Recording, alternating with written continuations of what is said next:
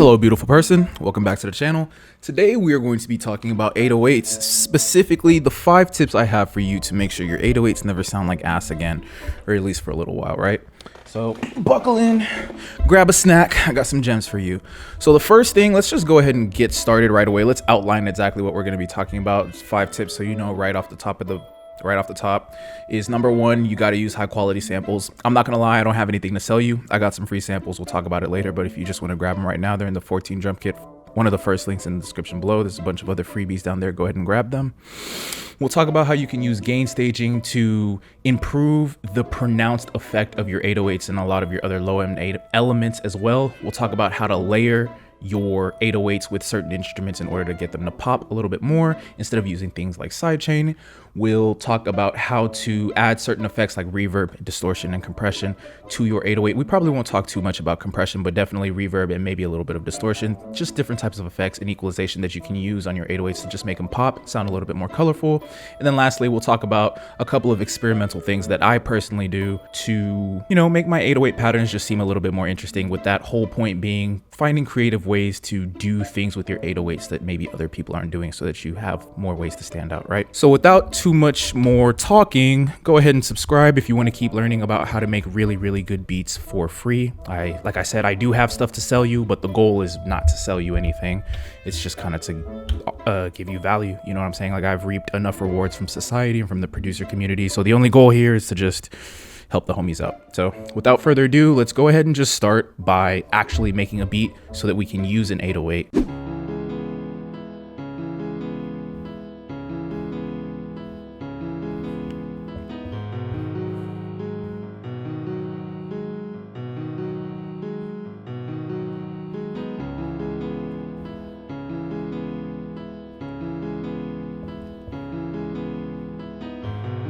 All right, cool. Let's see if we can play with that patch.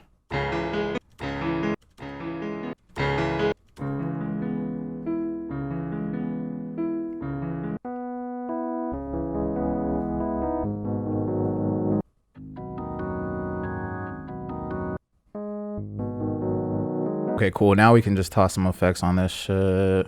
So let's just...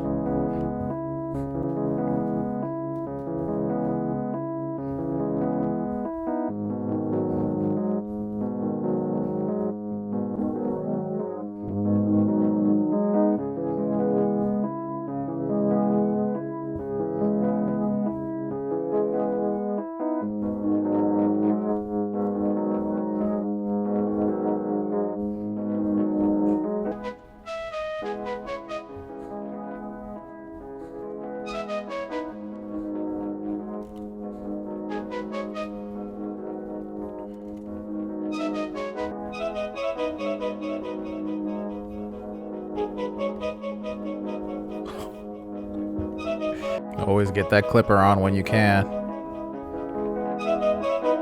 That's just another gem for your 808s. Put that clipper on. You want it to sound loud.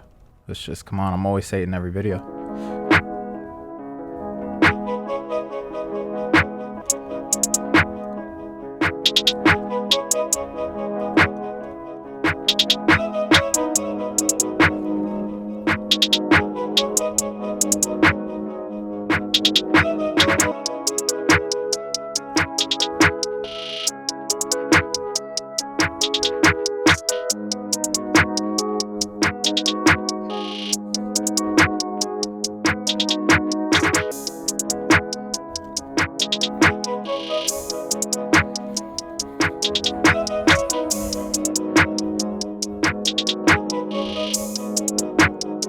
Okay, now we can finally get into 808 programming, bro. And literally, like I said, the first step is to just pick a good 808. Now, a lot of people don't talk about how to actually pick a good 808, and here's what I would say, bro. Just pick one that sounds like the songs that you want to imitate. Like, it's actually not hard. Like, if Metro sounds like he's using the Spins 808, go find the highest quality Spins 808 you can find. Don't try to, like, use some random obscure 808 or try to, like, make your own patch. Like, please don't do stuff like that. If I gotta pay for it, I gotta pay for it. If I can find it free, let me find it free. Like I said, I do have stuff to sell you, but I am not trying to like sell you anything other than like my content right now, which you're literally paying me already by watching it. So that being said, 14 drum kit is gonna have pretty much like all like the sounds you need, bro. Like these are all the contemporary sounds. Like all the funky shit I got in like other kits like Centerfold and some other like 808 packs that I have, but this is like 14 is a stash kit that I designed. Like I designed the sounds and I curated the sounds specifically so that like when I'm in a pinch, like in the studio or something, I don't have my hard drive or something, like I'll literally like be like, okay, but I have the 14 drum kit loaded up, cook up a banger. I know I can cook up a banger that I could sell for 1K. That's what I made the 14 drum kit to do. So I'm gonna bring this one in, turn off loop points, make sure time dilation is down, and that's it. That's literally step one. So we create the bass layer, which is how I separate everything. I'll have a heavy layer for my kick, snare, light layer for my hats, perks, and then a bass layer for like my 808s and other shit. So, and then just like, you really want to just start by laying down a simple pattern. Don't try to lay down any crazy like rolls or anything goofy at the beginning. Really just make like the most basic pattern that you can, like as if you were programming a two-step, but like with your 808. Just figure out like whatever the most basic pattern is for you and program that, because you can tweak it later. But one of the things that I noticed that made me get drastically better in a short amount of time is like stopping all that overthinking, like from like section to section, if that makes sense. So like melodies, I don't like try to reinvent the wheel anymore. I'm like chord progression, these chords make sense, boom, put it together. Does it sound good? Layer the sounds. If it's good, I'm moving. I feel like it sounds good. If I think it sounds good, it's probably gonna sound good to other people. You know what I'm saying? If you want to see like a more in-depth breakdown of it, like literally why I program my drums a certain way, check out the drum programming tutorial, literally linked in the description.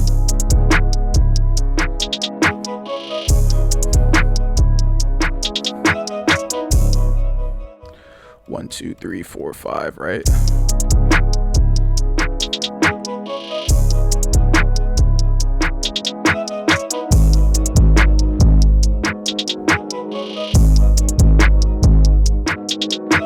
So that's step one, right? It's pretty simple, straightforward stuff. Just use good samples. Try not to like, don't let your ego get in the way. Like you're not as smart as you think. Just use the sounds that people are already using. There's a reason we're using them, bro. You're not smarter than us. I am not smarter than Metro. I am not smarter than Southside. There's a reason the Spins 808 has not gone anywhere. There's a reason the Z808, 808, like there's a reason these certain 808s that sound a certain way don't go anywhere. So step two is leveling, and leveling is really important because your 808 is going to be, or your low end, which the 808 takes up like a lot of that low end, because a lot of people don't know a kick drum actually operates a lot more on the high end, and that's where you're getting a lot of that transient punch from. Neither here nor there. Point being, leveling and gain staging are important because there's only so much sound that can come out of your speaker. Like if like the amount of sound that can come out is like 100, then for one, your 808 is going to take up a lot of that total 100 slots. But if you want your 808 to be more clear and more powerful, leveling is going to help you in like things like equalization. So like check out some of the mixing tutorials below, but like leveling is one of the most powerful mixing techniques because it's just sheer volume control. Everything in mixing is volume control. Equalization is just volume control by frequency, and compression is volume control by frequency using logarithms. Leveling is literally the most fundamental step of that, and it's the one that's going to fix most of your problems because you're literally just reducing the amount of volume. So the 808 has more volume slots. Remember that 100 total volume slots? Your 808 will just get more slots to work with if you level correctly. So a lot of the time, it's not even that you have a bad 808 or anything else is going on with your mix. It's just purely bad leveling, bad gain staging. And we'll just start with that 808 because the 808, like I said, is going to be the most powerful thing most of the time. Yeah, it's hitting super strong. I don't use numbers, but I noticed like around -6 decibels, -5 is like, it's, bro, I'm telling you, I don't use numbers, but like more often than not, I see it hitting around there and I'm like, okay, that's like decent. It's like it's a nice reference, -6 for the 808. It's better to just learn to do it with your ears.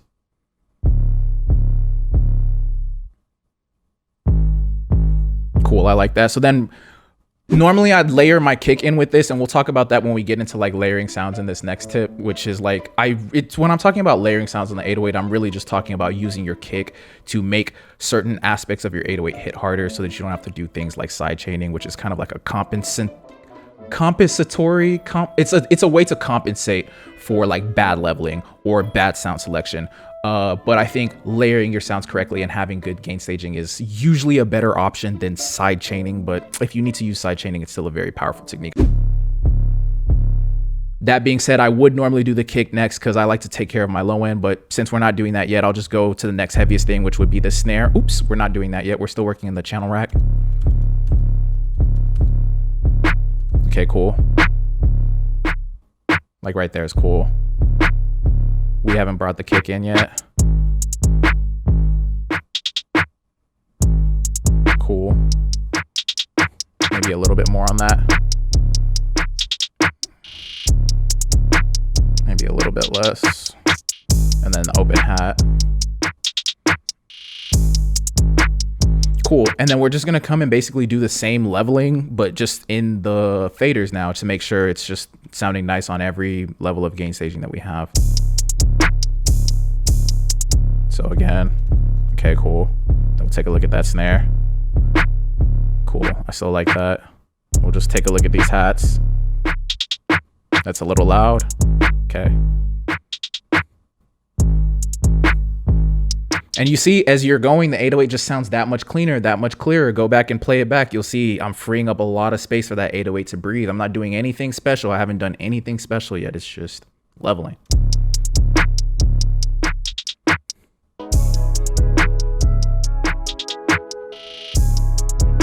Beautiful. Okay, so step 3 or tip number 3 is going to be pretty straightforward, and it's going to be like we've been talking about building up to it, is layering the 808 with the kick. Now, a couple of points of nuance that I think are important to address is that there's kind of like this perception of like the kick not being necessary or the kick not being needed. And I think it's just important to talk about that because I think a lot of that comes from a couple of different places. I think the first place is that in general, 808s tend to sound cooler without the kick. Like when there's a really cool 808, right? The worst thing you could do is disturb the coolness of that 808 by just layering it with a kick for no reason. So I think that's why that happens.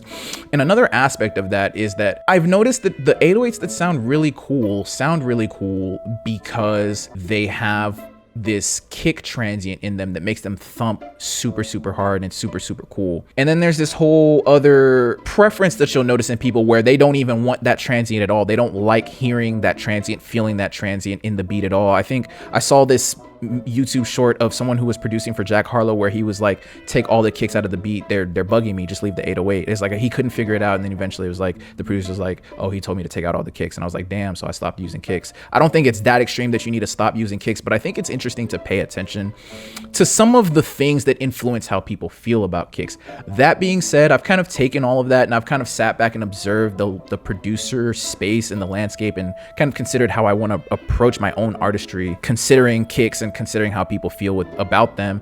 And I've come to the conclusion that like a kick drum in general should be used more as an accent or like almost like a perk instead of like hitting all the time, if that makes sense. And then in terms of just like actually layering your kick to make your 808 sound a little bit more powerful, first is that you don't have to if you don't want to. If it sounds powerful on its own, you can. I personally like using kicks. I personally noticed that artists like that power. So this first one is something that I noticed that Metro Boomin did in Mask Off, right? Mask Off only has one kick in the 8-bar pattern, and that's it. And you know, you could add to that by just something like that, right? So something I like to do is I'll just follow that first like little 8. Remember, I made a super basic 808 that I'm gonna come back and tweak eventually. So I'll just follow that first basic 808 pattern with just the same kicks. And something to keep in mind when you're leveling this is your kick is going to be louder than your 808. They're not supposed to be at the same level. 808 is not supposed to be louder. From what I have observed, kick should be like significantly louder. And you can already see how it's just making it sound way more powerful. And of course, we're going to level it in a second using gain staging, but you can already see what it's doing. That's it. So we just got to level it. So I won't even mess with the channel rack really. Let's just come into the fader. Way too loud, right? So I'll usually have it hitting right around 0 or clipping just above that. I tend to, for my own style, you don't have to do that. You could have it like at around 3 or -3, -1, but I like to clip my kick just a little bit. It's just so nice, bro. Okay, so that's it. So like, let's talk about tip number 4, and that's the effects that we can use on the 808. And I think this is more of a drum programming tip, because if I'm using, right, if we did tip number 1 correctly, we in theory do not need tip number 4, right? If you use the good sample, why do you need to add effects to it, bro, right? So that being said, the only thing I'd really actually do in terms of effects is just really my drum room verb send. So the way I do that is I just create a send and I turn that on, and we can turn off this melody bus real quick, right? And I just put reverb on here, and I'll go to the fruity reverb, pretty simple stuff, drum room, turn that wet up, turn the dry signal down, because the wet is just the full reverb signal. The dry is the full signal with no reverb. So inside of the console, I'm also doing a bit of gain staging. So I'm just turning that down, and then I'm gonna level this to where I like it. And so what this is doing is it's putting reverb on the entire drums, but really the thing that's cool here, that reverb is going to give width to the 808, and it's going to make it sound bigger than it actually is because of that effect. And you might be wondering, but Chu, there's reverb on the bass, and it's like, we'll take care of that in a second with the magic of the console EQ. But the first thing is we've got to get this mix right. So actually a good way to get the mix right is to turn off all your low end and see how it sounds with just like your snare and like hats hitting and stuff like that. So that's, I don't like that. That's too much, right? That's better, but like now let's turn down the gain. Better, getting really good. Getting really good. Better. Okay, cool. So now we bring the 808 back in and everything back in, right? We still don't want that, so we take this and we just shape that EQ. Hard cut on anything. I think that's fine right there. That's perfect. Yeah, listen to that, bro. Off, on. That's just a billion times better. There we go. Nice. So tip number 5 is just really more so to experiment, have fun. So this is where you come back and you make your 808 less simple. In theory, you could just leave it like this. And honestly, if you're a beginner, here's my recommendation. Just fucking leave it like this. Maybe add like one 808 for the fill at the end. Don't get extra with it. This is enough to start getting sales, start getting placements. I swear to God, like no artist is gonna be like, but you didn't add any 808 fills. They do not fucking care, bro. Like I'm here to tell you, like, after having made like over like multiple hundreds of thousands of dollars doing this shit, getting paid thousands of dollars a month to continue doing this shit, I can guarantee you no artist fucking cares that much. It's only the producer homies who are not getting bread, who like misery loves company. They feel like shit and they want you to feel like shit, and they're going to appeal to your insecurities to do that. They're gonna be like, there's not enough 808s, or your mix sounds muddy, or that one 808 is out of key. Bitch, shut up. So yeah, that's like my first fill, something simple. This is what I recommend if you're a beginner, just simple shit like this, bro.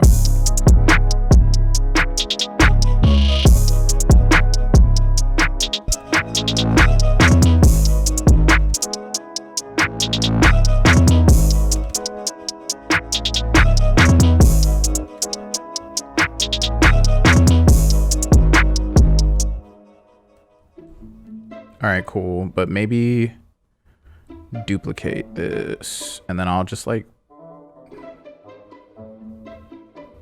paste this in the same spot so that it's like doubled, because I didn't feel like tweaking those velocities anymore.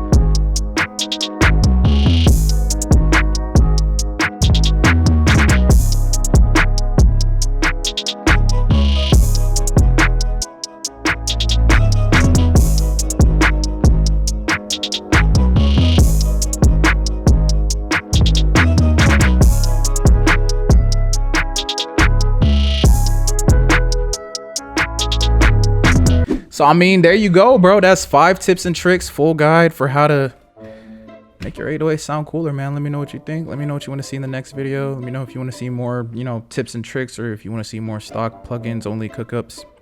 I love you, beautiful person. Thank you so much for pulling up. I feel like I already said that.